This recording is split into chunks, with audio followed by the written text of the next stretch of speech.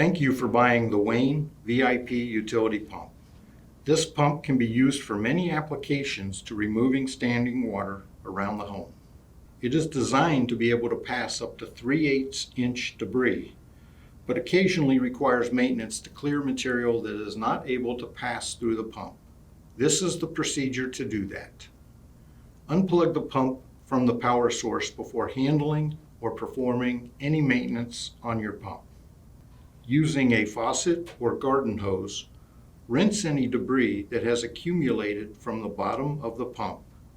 A mild dish detergent and an old toothbrush can be used to help remove debris. Remove the 3 screws from the bottom of the pump. Depending on the manufacture date, you may need a number 2 Phillips screwdriver or a 1/4 inch socket or nut driver to remove these screws.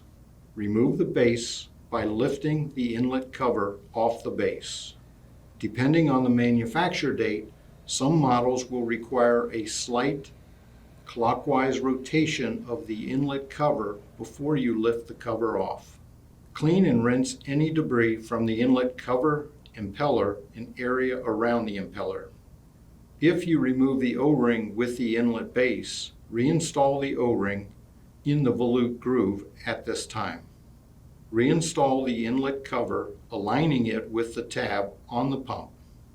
Insert and tighten the 3 screws to secure the inlet base to the pump. Use caution not to over-tighten or strip the screws or screw holes. Your pump is now ready to be used.